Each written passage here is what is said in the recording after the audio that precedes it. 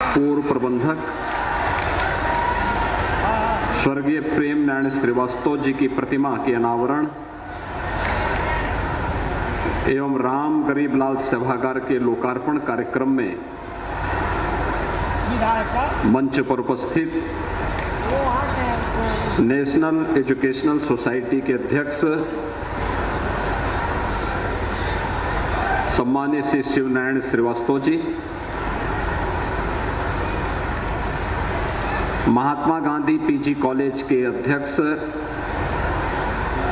सम्मानित Shri Ganga Dayal Srivastava ji, Ram Narayan Lal Kanya inter college के अध्यक्ष श्री प्रदीप नारायण जी, इस संस्था के पूर्व छात्र और उत्तर प्रदेश विधान परिषद के सदस्य doctor Dharmendra Singh ji, national educational society के सचिव श्री मयंकेश्वर नाथ पांडे जी, पूर्व कुलपति प्रोफेसर सुरेंद्र दुबे जी, वरिष्ठ अधिवक्ता तथा उपाध्यक्ष MG PG college Shri Harinandan Lal Srivastava ji, प्रबंधक Ramnarayan Lal Kanya inter college Shrimati Purvi Narayan ji, Shrimati Mamta Narayan ji, Rahul Narayan ji, MG PG college के प्राचार्य प्रोफेसर अनिल कुमार जी, प्रधानाचार्य Mahatma Gandhi inter college Shri Om Prakash Singh ji, national educational society के सभी पदाधिकारीगण, इस सोसाइटी के अंतर्गत संचालित तीनों संस्थाओं के सभी प्रबंध समिति के पदाधिकारी, सभी उपस्थित शिक्षकगण और महात्मा गांधी पीजी कॉलेज और इंटर कॉलेज से जुड़े हुए सभी उपस्थित छात्र छात्राएं, उपस्थित भाइयों बहनों, मैं सबसे पहले इस संस्था के पूर्व प्रबंधक स्वर्गीय प्रेम नारायण लाल श्रीवास्तव जी को, जिनकी प्रतिमा का आज अनावरण करने का सौभाग्य मुझे प्राप्त हुआ है, मैं इस अवसर पर उन्हें विनम्र श्रद्धांजलि अर्पित करते हुए महात्मा गांधी पीजी कॉलेज और नेशनल एजुकेशनल सोसाइटी से जुड़े हुए सभी पदाधिकारियों को हृदय से धन्यवाद देता हूं कि उन्होंने अपने पूर्व प्रबंधक की स्मृति को चिरस्थायी बनाए रखने के लिए आज उनके व्यक्तित्व और कृतित्व के एक मूर्त स्वरूप को इस संस्थान में स्थापित करके विरासत के प्रति सम्मान का जो भाव व्यक्त किया है वो अत्यंत अभिनंदनीय है, सराहनीय है। मैं इसके लिए नेशनल एजुकेशनल सोसाइटी और महात्मा गांधी पीजी कॉलेज प्रबंध समिति के सभी पदाधिकारियों को हृदय से धन्यवाद देता हूं। हम सब जानते हैं कि 1909 में नेशनल एजुकेशनल सोसाइटी की स्थापना हुई थी। 113 वर्ष पहले जिस संस्था ने गोरखपुर में शिक्षा के क्षेत्र में कुछ योगदान करना है, यह एक संकल्प लिया होगा, स्वाभाविक रूप से उसके परिणाम भी उसी रूप में आज हम सबको देखने को मिल रहे हैं। आज रविवार है और रविवार के साथ ही किसी भी शिक्षण प्रशिक्षण संस्थान का सामान्य कार्य दिवस प्रातःकाल 9 बजे से लेकर के 4 बजे तक होता है। रविवार के साथ 4 बजे के बाद अपने संस्थापक और संचालक की स्मृति में आयोजित कार्यक्रम में सहभागिता 11,000 छात्र छात्राओं की उपस्थिति विरासत के प्रति सम्मान के एक उत्कृष्टतम उदाहरण को प्रस्तुत करता है। सचमुच यही भारत है। स्वर्गीय प्रेम नारायण लाल श्रीवास्तव जी के बारे में कौन ऐसा गोरखपुर वासी और पूर्वी उत्तर प्रदेश वासी होगा जो उनके बारे में न जानता रहा हो।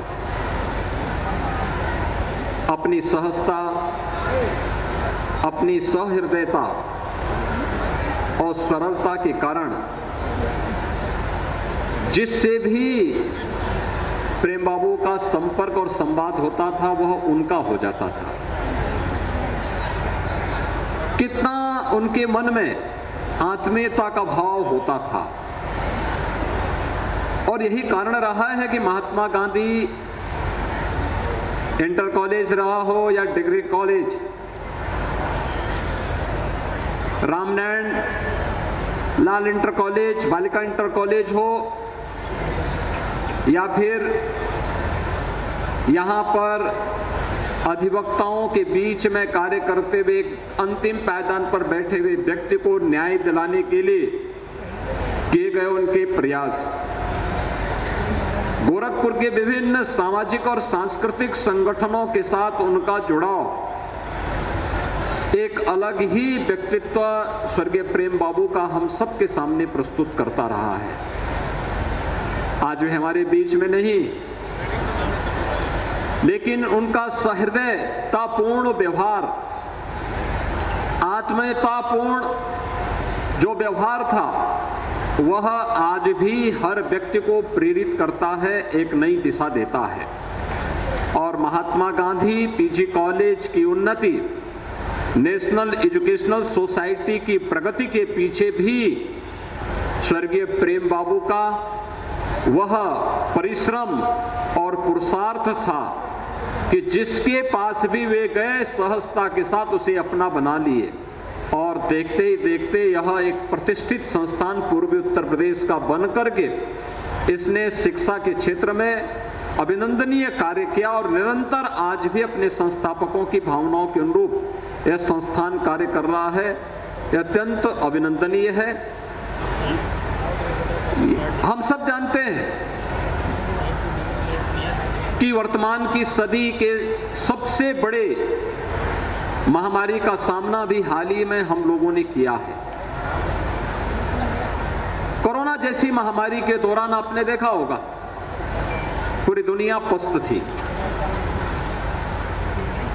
अपने समृद्धि के लिए दुनिया पर दादागिरी दिखाने वाले तमाम देश एक अदृश्य वायरस के सामने पस्त होते हुए दिखाई दे रहे थे। उनकी समझ ही में नहीं आ रहा था क्या होना है, कैसे इससे लड़ना है, कैसे इसका प्रबंधन करना है। कहीं ना कहीं कोई खोड़ जरूर होगा कि हमने चुनौतियों से जूझने के लिए शिक्षा व्यवस्था ने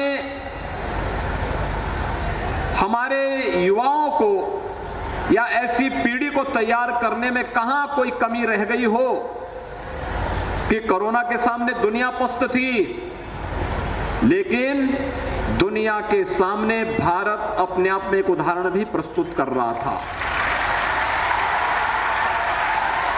प्रधानमंत्री मोदी जी के नेतृत्व में बिना रुके, बिना डिगे, बिना झुके और बिना देर किए निर्णय लेकर के देश के अंदर जीवन और जीविका को बचाने के जो कार्यक्रम प्रारंभ हुए, आज उसका परिणाम है कि भारत का कोविड प्रबंधन दुनिया के अंदर सबसे अच्छा माना गया। हर व्यक्ति ने स्वीकार किया कि जीवन और जीविका दोनों को बचाने के लिए क्या प्रयास होने चाहिए। हम पूर्वी उत्तर प्रदेश में रहते हैं। इस संस्थान में ज्यादातर छात्र छात्राएं गोरखपुर महानगर, जनपद, गोरखपुर कमिश्नरी, बस्ती कमिश्नरी और आसपास के जनपदों के ही यहाँ पर अध्ययन कर रहे हैं। और हम सब जान रहे हैं कि पूर्वी उत्तर प्रदेश के ये सभी जनपद कभी इंसेफ्लाइटिस जैसी महामारी की चपेट में थे। 1 से 15-16 वर्ष तक के आयु तक के बच्चे प्रतिवर्ष इस बीमारी की चपेट में आते थे और समय काल कल्पित होते थे। और उसके उपरांत केवल समाचार पत्रों की सुर्खियों तक ये सभी समाचार सीमित रह जाते थे।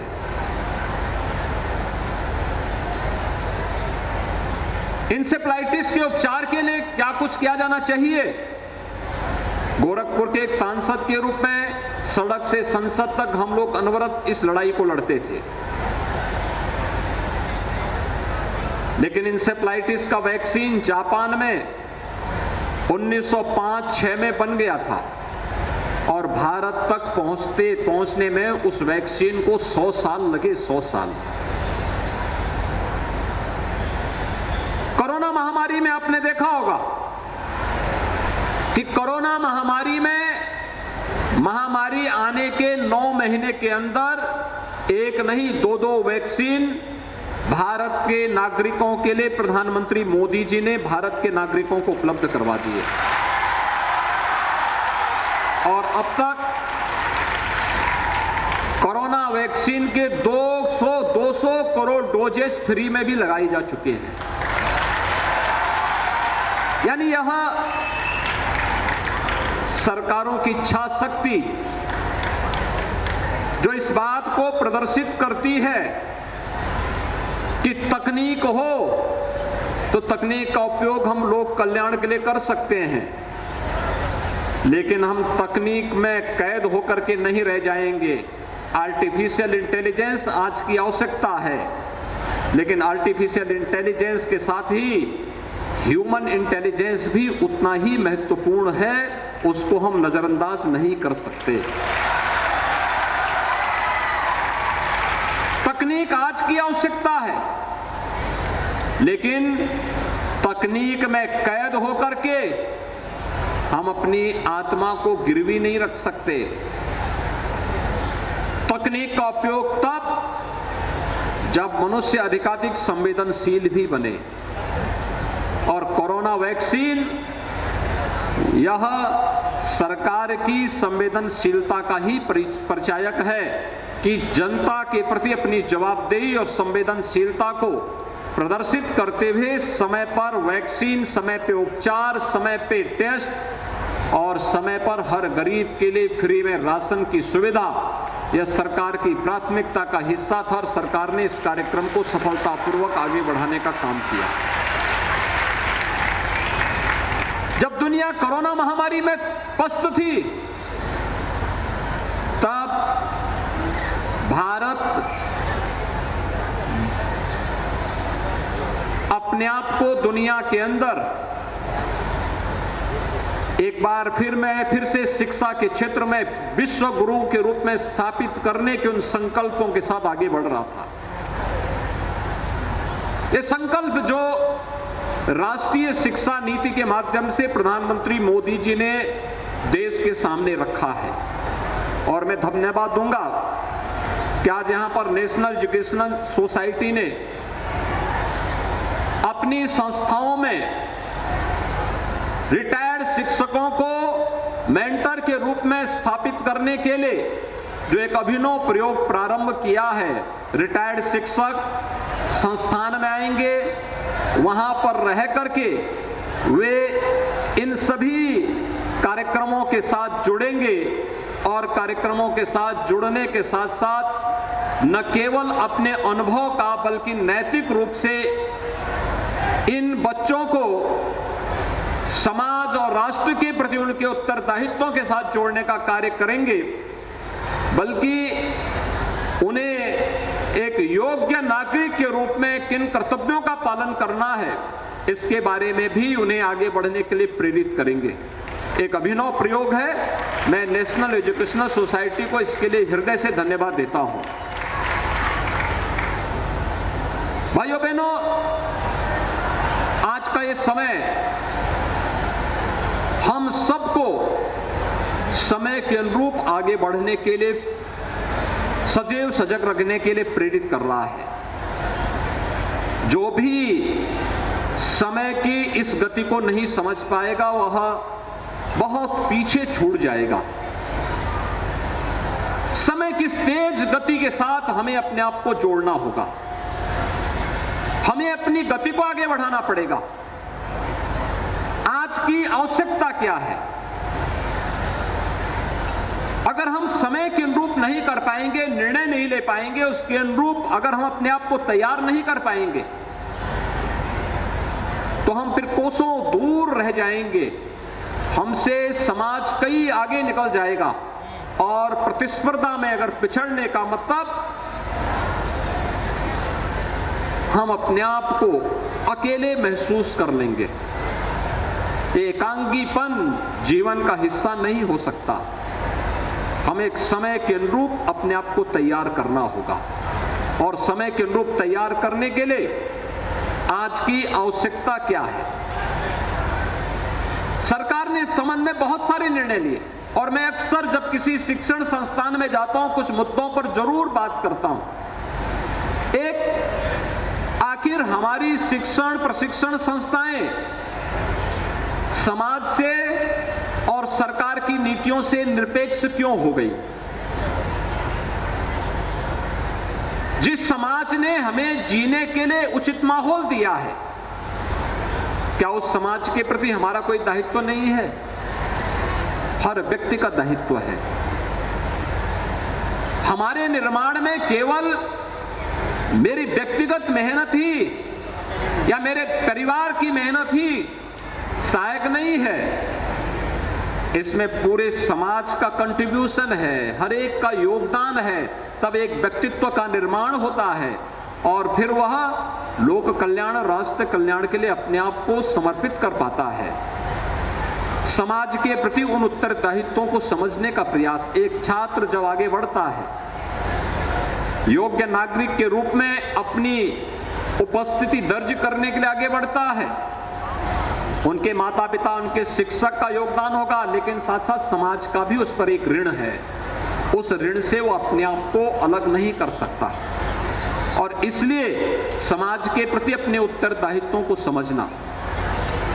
दूसरा, शासन की नीतियों के साथ अपने आप को जोड़ना। शासन की नीतियों के साथ कि केंद्र और राज्य सरकार ने कौन से ऐसे कार्यक्रम युवाओं के लिए दिए हैं, समाज के अलग अलग तबके के लिए कौन कौन से ऐसे प्रोग्राम हैं जिनको लागू करने से किसी व्यक्ति का, किसी परिवार का और समाज के जीवन में व्यापक परिवर्तन का हम कारण बन सकते हैं। युवाओं के लिए ही अगर हम देखें, ढेर सारे ऐसे कार्यक्रम हैं जिन कार्यक्रमों के माध्यम से हर एक छात्र अपनी रुचि के अनुरूप कार्यक्रम को तय कर सकता है और अपने आप को, अपने व्यक्तित्व को उसके अनुरूप ढाल करके अपने आर्थिक स्वावलंबन का आधार भी स्वयं तैयार कर सकता है। प्रधानमंत्री स्टार्टअप की योजना हो या प्रधानमंत्री स्टैंडअप की योजना, प्रधानमंत्री मुद्रा योजना हो या प्रधानमंत्री डिजिटल योजना,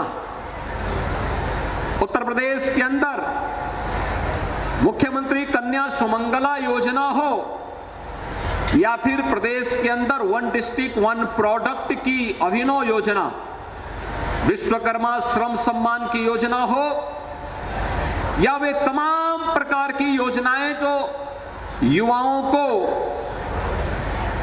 एक आगे बढ़ने के लिए एक नई प्रेरणा प्रदान करते हैं।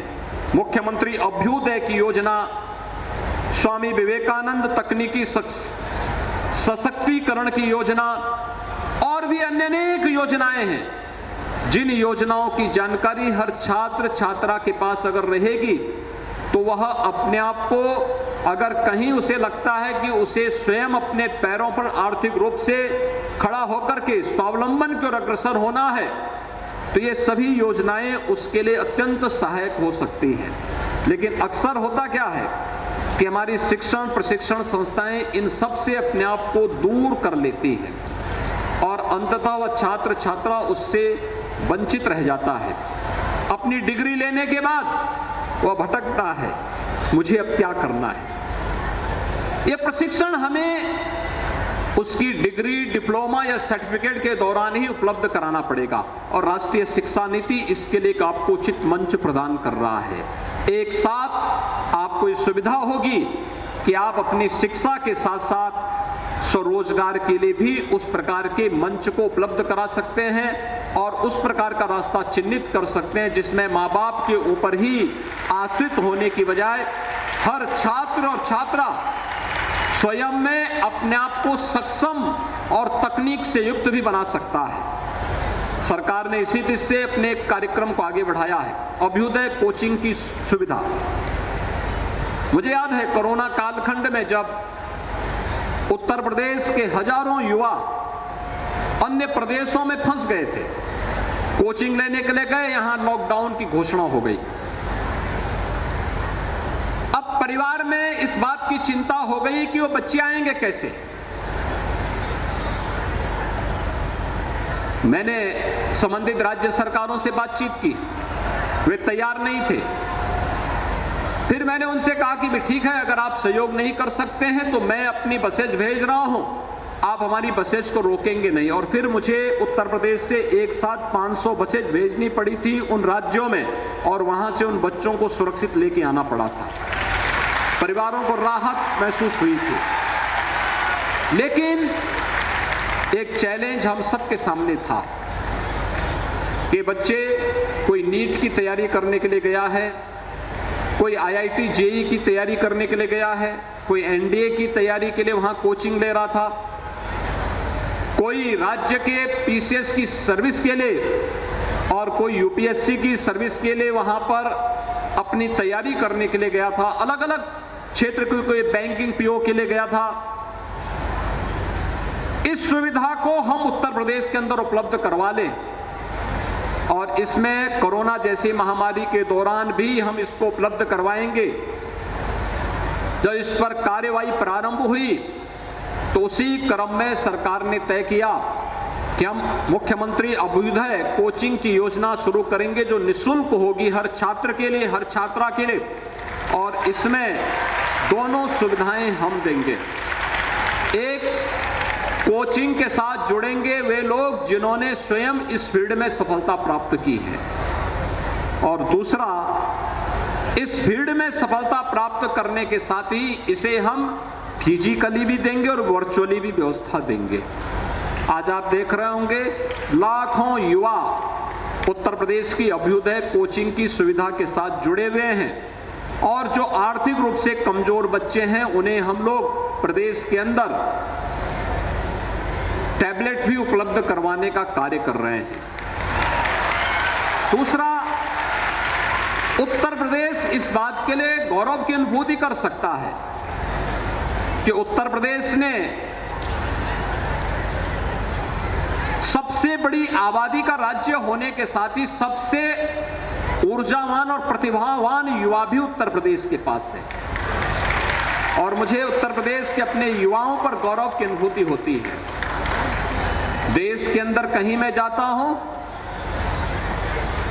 दुनिया के अंदर कहीं भी मैं जाता हूं, मुझे उत्तर प्रदेश का युवा जीवन के प्रत्येक क्षेत्र में कार्य करते हुए दिखाई देता है, मेहनत करते हुए दिखाई देता है और उत्तर प्रदेश के प्रति आत्मीयता का भाव रखते हुए दिखाई देता है।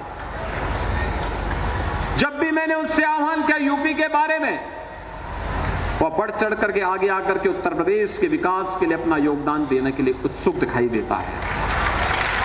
तो हमारा यह उत्तर प्रदेश का जो वर्तमान युवा है, जो कॉलेजेस में अध्ययन कर रहा है, विश्वविद्यालय में, तकनीकी संस्थानों में, मेडिकल के संस्थानों में अध्ययन कर रहा है, इस युवा को तकनीकी रूप से सक्षम बनाने के लिए भी राज्य सरकार कार्यक्रम को आगे बढ़ाएगी। इस दिशा से हम लोगों ने एक अभिनव योजना प्रदेश के अंदर चलाई है कि हर स्नातक और प्रास्नातक छात्र अथवा छात्रा को हम टैबलेट अथवा स्मार्टफोन की सुविधा से युक्त करेंगे और इसमें अब तक हम 15 लाख युवाओं को ये सुविधा दे चुके हैं।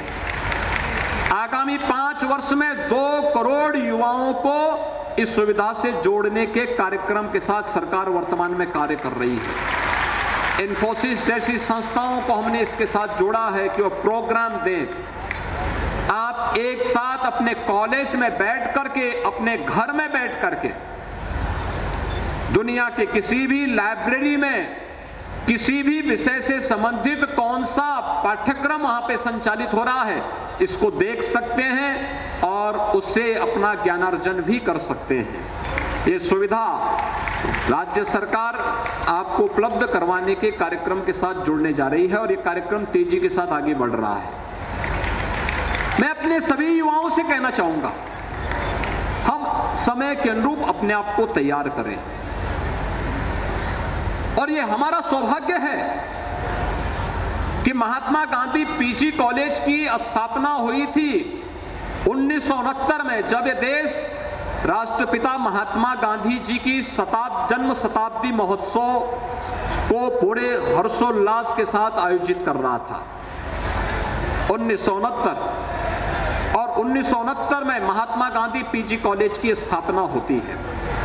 महात्मा गांधी पीजी कॉलेज गोरखपुर का एक प्रतिष्ठित पीजी कॉलेज बना, जिसने साइंस बैकग्राउंड के लिए एक मजबूत आधारशिला यहां पर रखी और देखते ही देखते यहां से हजारों की संख्या में अच्छे साइंस ग्रेजुएट, साइंस स्नातक यहां से गए और देश और दुनिया के अंदर उन्होंने विभिन्न क्षेत्रों में अपनी सेवाओं के माध्यम से न केवल कॉलेज को बल्कि गोरखपुर और उत्तर प्रदेश को भी एक प्रतिष्ठा दिलाने में अपना योगदान दिया।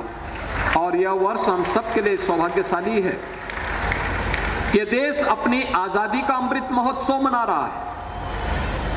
आजादी के अमृत महोत्सव के मुख्य पर्व पर 15 अगस्त 2022 को प्रधानमंत्री मोदी जी ने लाल किले की प्राचीर से राष्ट्र को अपने संबोधन में देश के नागरिकों का आह्वान किया।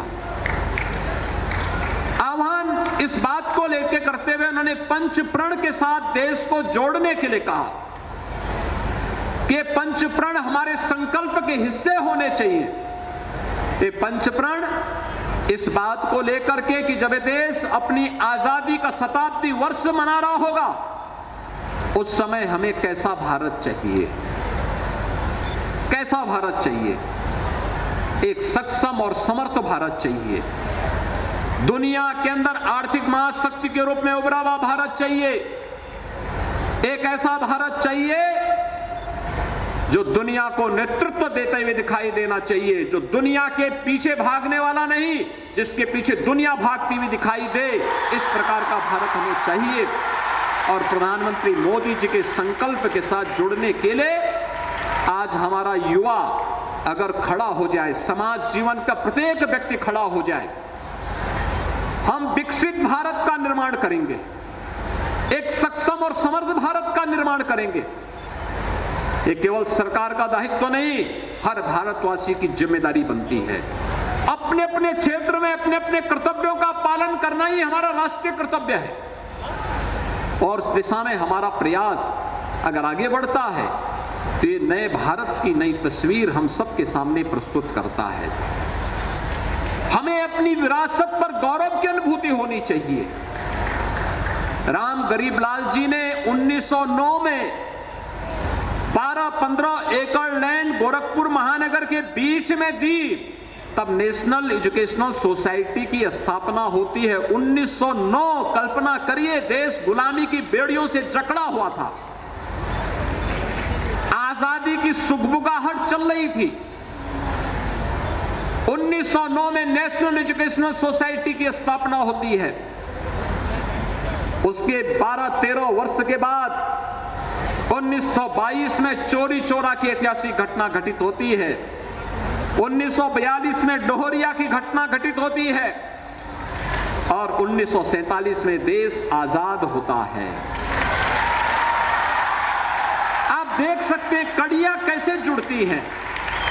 शिक्षा उस समय के महापुरुषों के लिए कितना महत्वपूर्ण था। वे जानते थे किसी भी सशक्त और समर्थ राष्ट्र की आधारशिला है शिक्षा। उसके सर्वांगीण विकास की नींव है शिक्षा।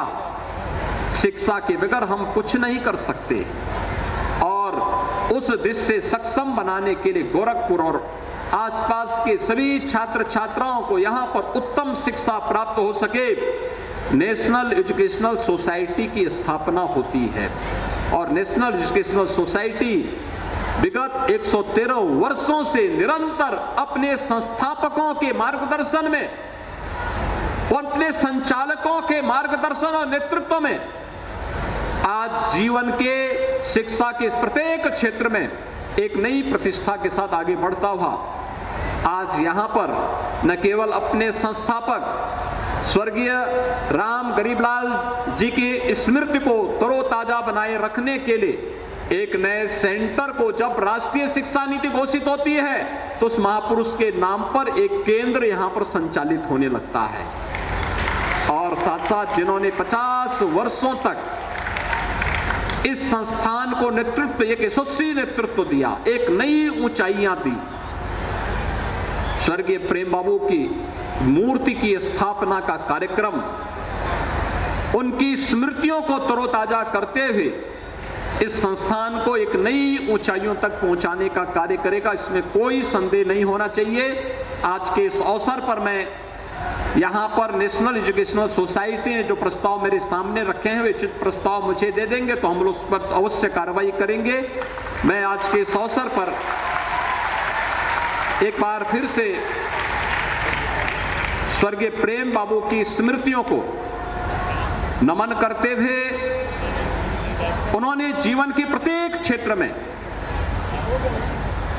एक शिक्षाविद होते हुए, आप सोचिए प्रेम बाबू 91 वर्ष की आयु जिए, अपने समय में उन्होंने MSc LLB की थी, यहां के प्रतिष्ठित अधिवक्ता थे, एक शिक्षाविद भी थे, इस संस्थान के संचालक प्रबंधक भी थे और साथ साथ उन्होंने अनेक सामाजिक और सांस्कृतिक गतिविधियों के साथ जुड़ करके गोरखपुर को सदैव विकास के पथ पर अग्रसर करने का जो सपना देखा था, आज वो सपना साकार हो रहा है। मैं इस अवसर पर उस महामानव को विनम्र श्रद्धांजलि अर्पित करते हुए महाविद्यालय परिवार राष्ट्रीय शिक्षा नीति को अंगीकार करते हुए राष्ट्र को योग्य और सक्षम नागरिक देने में सफल होगा, इस विश्वास के साथ आज के इस अवसर पर मैं महाविद्यालय परिवार को हृदय से बधाई देता हूं, अपनी शुभकामनाएं देता हूं।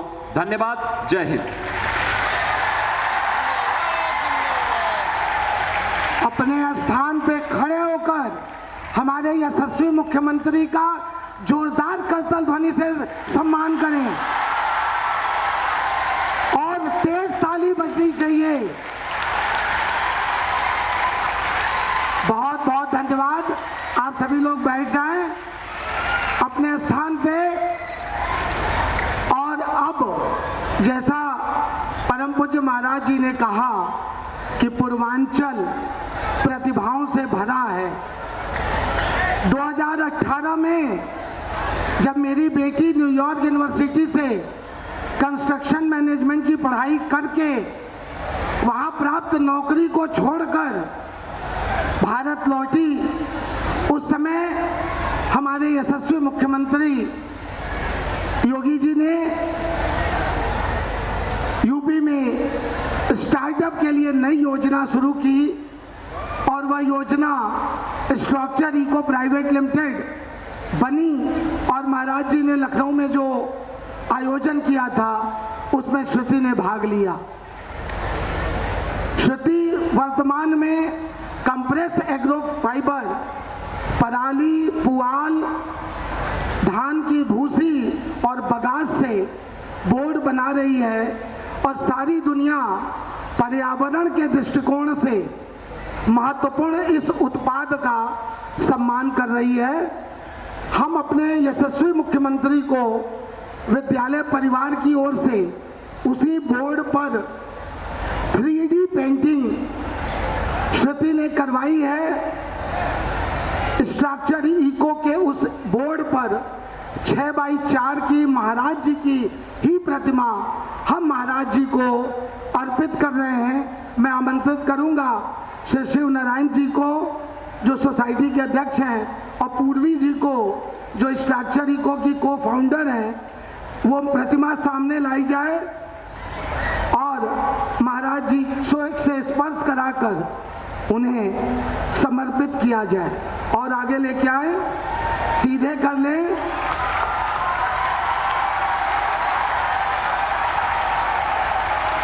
यह 3D प्रतिमा उसी बोर्ड पर उकेरी गई है। महाराज जी को यह बराबर बेटी को आपने आशीर्वाद दिया है और उसे उत्तर प्रदेश की योजनाओं में अवसर दिया है। यह प्रतिमा श्रुति ने सोसाइटी को अर्पित की है कि इसे ही महाराज जी को, जो आज नई चीज है, जो प्लाई को, जो पेड़ों के कटने को रोकने का विकल्प उसने दिया है दुनिया को, आज वो जर्मनी में, म्यूनिख में अपने उत्पाद के विस्तार में, यूरोप और अमेरिका, भारत में तो तमाम हॉस्पिटल का निर्माण नॉर्थ ईस्ट में, उड़ीसा में, बिहार में उसके द्वारा किया जा रहा है। उसी क्रम में यह प्रतिमा समर्पित है। और अब मैं अध्यक्षीय उद्बोधन के लिए शिव नारायण जी को, जो हमारे अध्यक्ष हैं सोसाइटी के, वो आज फ्लाइट से आ रहे थे गोरखपुर में। फ्लाइट लैंड करने के बाद अचानक लोग जल्दी में खोल देते हैं अंदर की केबिन। एक बैग उनके मुंह पे गिरा, उनके नाक पे चोट लग गई। वो इस वक्त चश्मा उसके ऊपर नहीं लगा सकते हैं, इसलिए उनका अध्यक्षीय उद्बोधन प्रेम नारायण जी के बड़े पुत्र माननीय राहुल आनंद नारायण जी प्रस्तुत करेंगे उनकी तरफ से।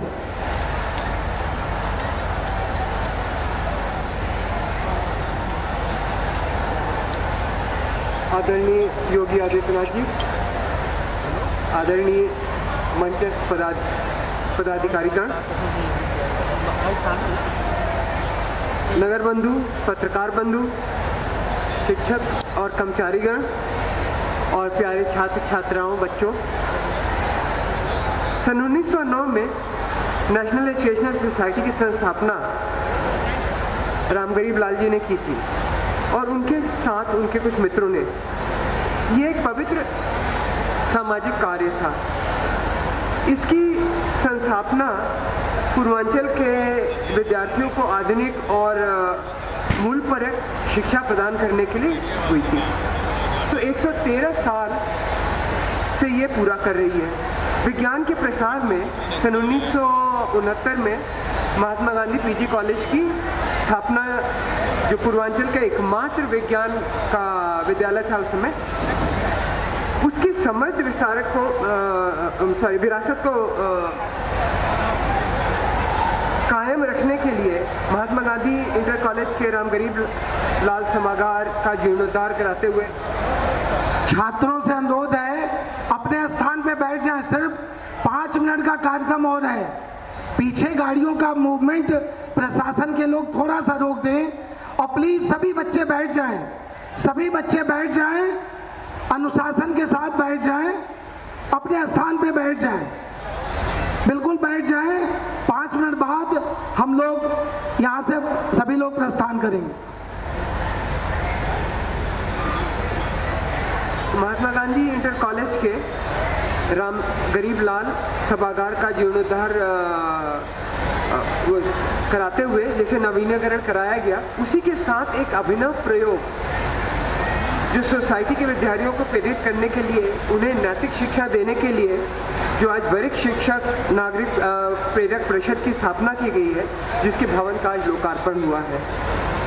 वरिष्ठ नागरिकों के विराट जीवनानुभव के लाभ को उठाते हुए जो बच्चों को दिलाना चाहते हैं, समय के साथ कदम से कदम मिलाकर हम पूर्वांचल के विद्यार्थियों को नई शिक्षा नीति के अंतर्गत कौशल विकास, संगीत, खेल और योग की भी शिक्षा देने की व्यवस्था करने में लगे हुए हैं।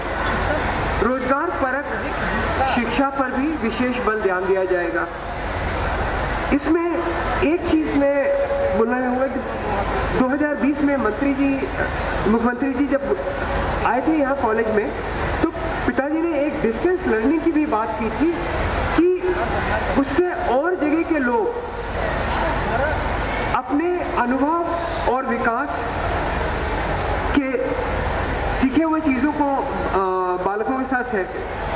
यहाँ पीजी इंटर कॉलेज में इसी माध्यम से डिप्लोमा सर्टिफिकेट कोर्स का जो शीघ्र विद्यार्थी जैसे शीघ्र रोजगार प्रारंभ कर सकें, उसके लिए सर्टिफिकेट कोर्स का भी एक प्रयास किया जाएगा। इनसे बढ़कर विद्यार्थियों को शेष मानव बनाने के लिए जो हम प्रयास कर रहे हैं, इन सब के प्रेरणा स्रोत श्रद्धेय प्रेम नायक जी एक स्वप्न दृष्टा व्यक्ति थे। वे नई नई बातों को सोचा करते थे।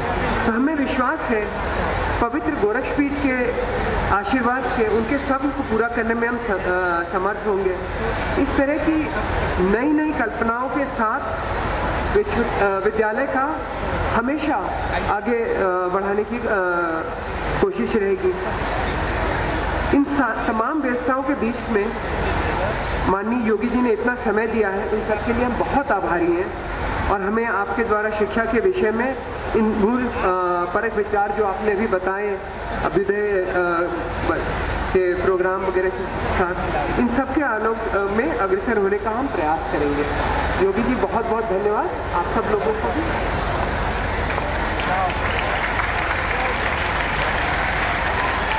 बस अब आभार ज्ञापन और राष्ट्रगान है, लेकिन मेरा एक निवेदन सभी छात्र सुन लें। आपने बहुत अनुशासन दिखाया है।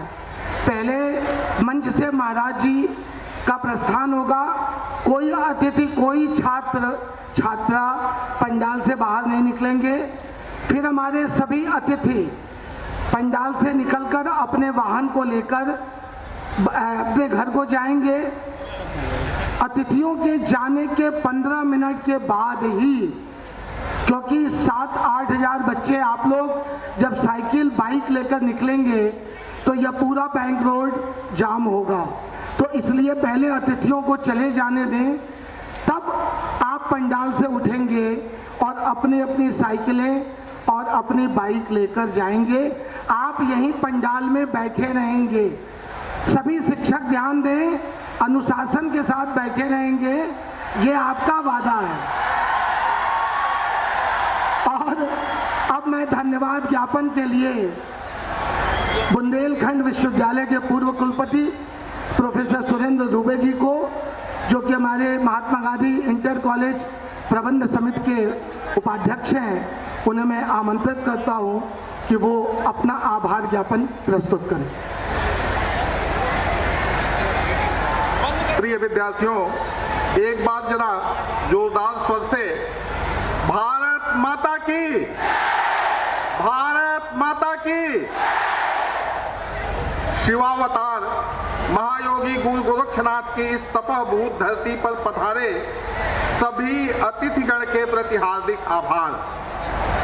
हिंदुत्व और विकास के सर्जनात्मक युग्म के साक्षात विग्रह उत्तर प्रदेश के माननीय मुख्यमंत्री पूज्य योगी आदित्यनाथ जी महाराज, मंच पर उपस्थित हम लोगों के प्रिय डॉक्टर धर्मेंद्र सिंह एमएलसी, सभागार में उपस्थित अन्य माननीय जनप्रतिनिधिगण,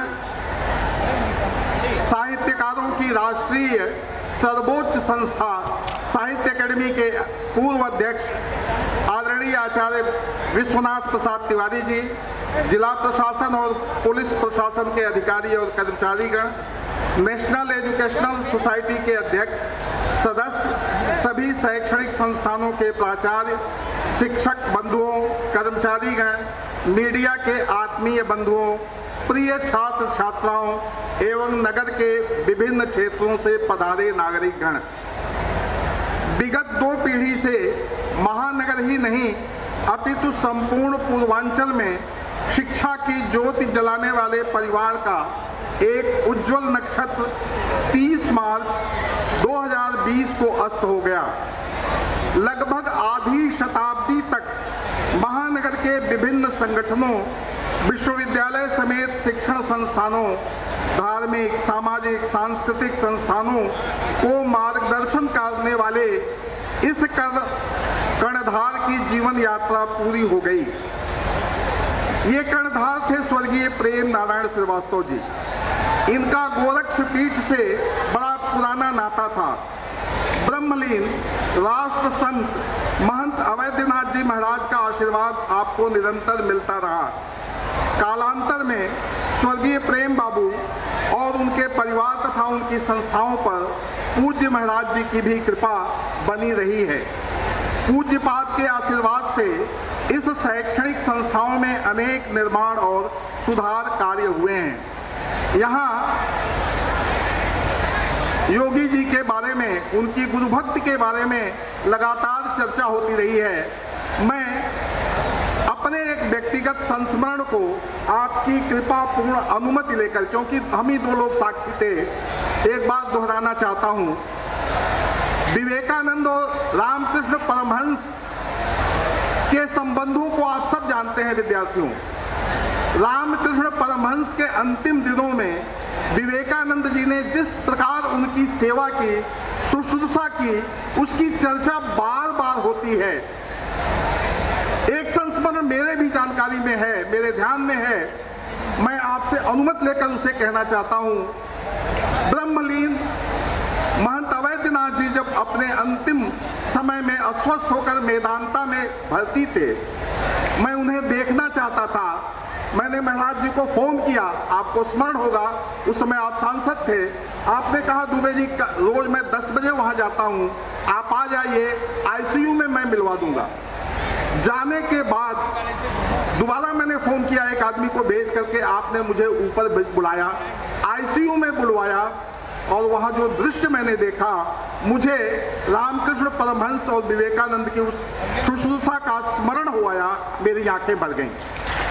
2 नर्स लगातार ब्रह्मलीन महाराज जी के स्पंजिंग कर रही थी, लेकिन योगी आदित्यनाथ होने का अर्थ क्या होता है, यह विद्यार्थियों आप समझें।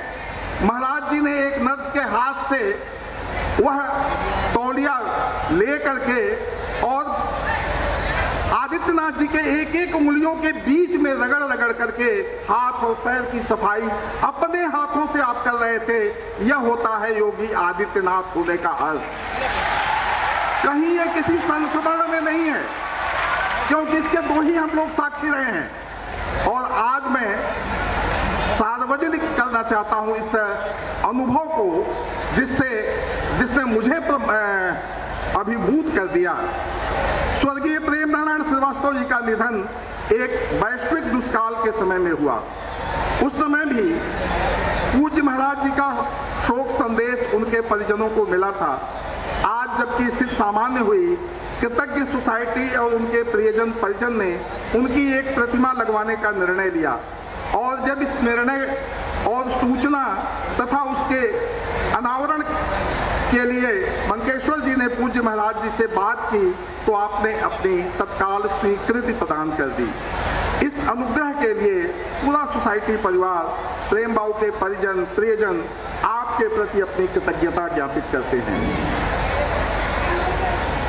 अपनी गरिमामयी उपस्थिति से हमारा मान बढ़ाने वाले डॉक्टर धर्मेंद्र सिंह और अन्य सभागार में उपस्थित जनप्रतिनिधियों के प्रति इस कार्यक्रम की सफलता में अपना सर्वोत्तम योगदान करने वाले जिलाधिकारी, उनके प्रति श्री प्रतिनिधि एडीएम एफआर श्री राजेश जी समेत संपूर्ण जिला प्रशासन, माननीय मुख्यमंत्री जी के निजी कार्यालय, तीनों संस्थाओं के प्राचार्य, शिक्षक बंधु, मीडिया के बंधु, प्रिय छात्र छात्राओं के प्रति नेशनल एजुकेशनल सोसाइटी अपना हार्दिक आभार प्रकट करती है।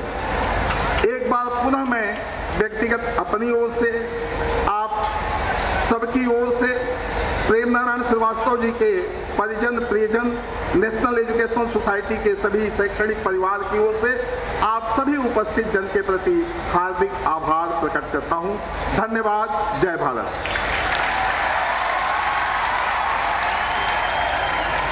राष्ट्रगान के लिए अब हम लोग खड़े होंगे।